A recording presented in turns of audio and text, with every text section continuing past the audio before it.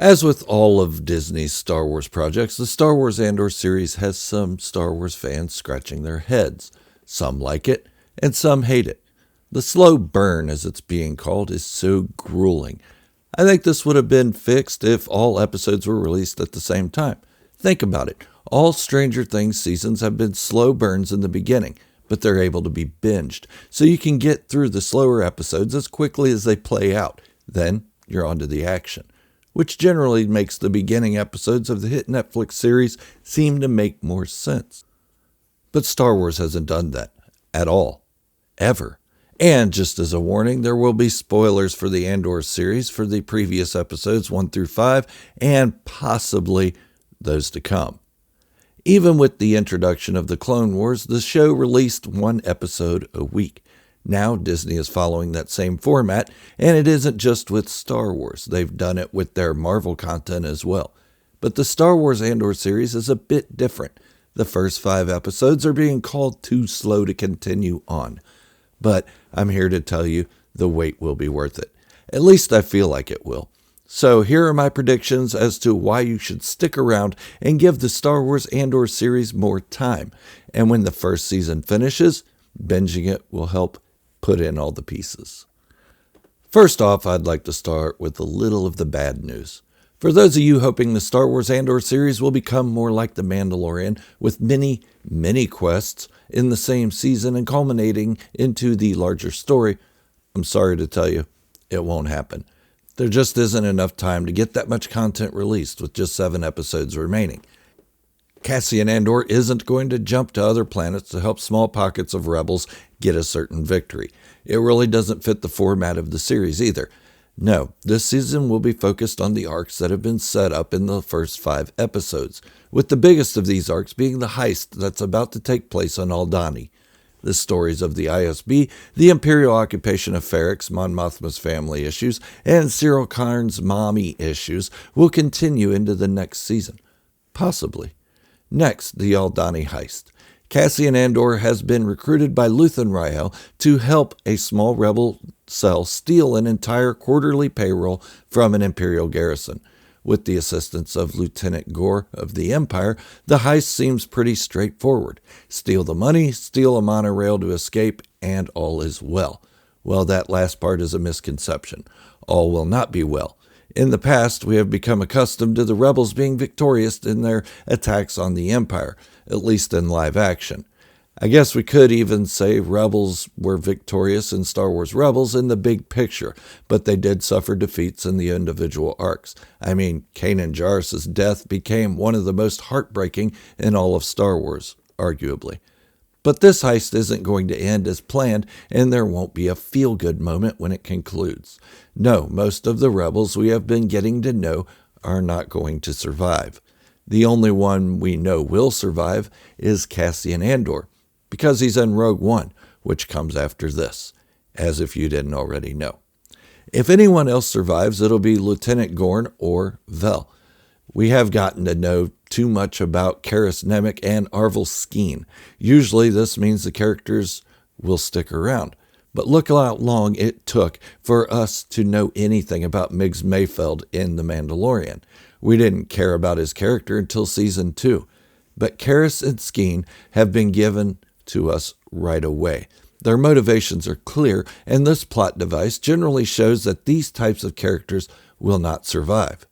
Now, I'm going to reference the fact that they aren't in Rogue One, or at least I'm not going to reference it. They could be in the background somewhere that we haven't seen if my theory is incorrect. That isn't a motivator in my theory that they won't make it in the Star Wars Andor series at all. But when we do lose them, it'll be heartbreaking. If you've seen Saving Private Ryan, you'll understand the level of sadness felt when each character meets their end. Wait, did I just compare Star Wars Andor to Saving Private Ryan? Yeah, as far as emotion that'll be felt with each loss, it's similar. We have been given way too much information about these characters way too soon for them to survive. For my next prediction, Darth Vader will not show up in this series. In fact, we won't see many cameos at all, with the exception of Mon Mothma, who was generally a side character, and Saw Gerrera, who was also a sort of side character. Even though he has been around a while and has had more screen time than Mon Mothma, but Darth Vader particularly will not be in this show, I'm sorry to tell you. I dare to say even in later seasons. Why? Because it takes away from what we have been seeing in the Andor show. Average people, sick of repressive regime, standing up to win their freedom at all costs. If Obi-Wan Kenobi would show up, he would be an overpowered character, and we wouldn't see the emotion of the rebels' defeat. If Darth Vader shows up, we'll know instantly that the rebels are going to lose. The air of mystery will be gone. Not to mention, Darth Vader showing up will take away from his appearance in Rogue One, a Star Wars story.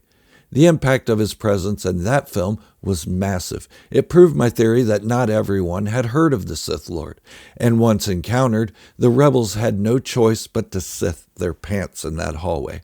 No, the rebels would have at least heard a rumor of what to expect if he shows up in Andor.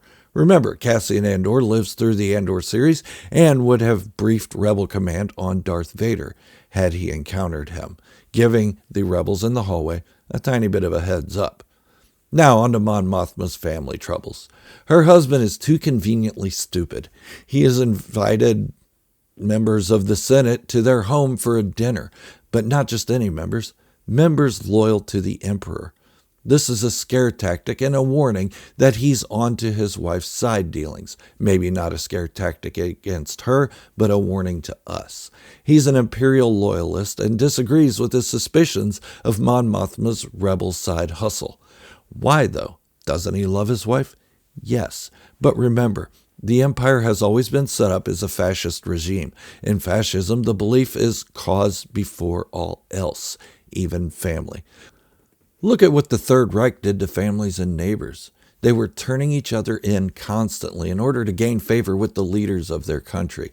Another fact that points to this is that in Star Wars Rebels during this time, it's announced that Mon Mothma is a traitor to the Empire and a fugitive. There's no reason given as to how they found out. Well, it's pretty safe to say that Mon Mothma's husband is that informant and sets in motion Mon Mothma's full-time gig of running from Imperial justice with the rebels. Cyril Karn has been dismissed from his post in the corporate security offshoot. He has returned home to his mother, who obviously wants to help control his destiny. She sees him as a child, which is evident by the children's cereal she tries to feed him. Then she pushes a tray of fruit in his direction. By the way, did anybody notice the Melu run on the tray? A nice Easter egg to the Star Wars Rebels show and the Book of Boba Fett. Anyways, she wants him to be healthy, something all parents want for their children. But when we see them as grown, we don't say anything when we see our grown children eat chicken nuggets. But she doesn't see him as grown. Okay, we know all this. What is Cyril Karn going to do? Well, he may take a position with his uncle, but sees it as a waste and ultimately chases his dream of arresting the one responsible for his current situation, Cassian Andor. If he is successful in finding him, he will have done something worthy of being accepted into the Imperial ranks full time, not just a capo. So, for those saying not much has happened in Andor, so much has happened, and so much more is going to happen. I promise the heist is going to change a lot of fans' minds about the Star Wars Andor series. It's going to show a much more adult theme than it already has: loss. And you'll see plenty of action in the episodes to come. The slow build-up has been setting up our emotions. It's also likely to show us a side of the rebellion we haven't seen. Desperate people taking desperate action that will ask the question, are they really the good guys? This is Gerald from Star Wars Fanatics signing off, wishing you all great health, happiness, and peace. Thank you all for watching, and remember, this is the way, the only way.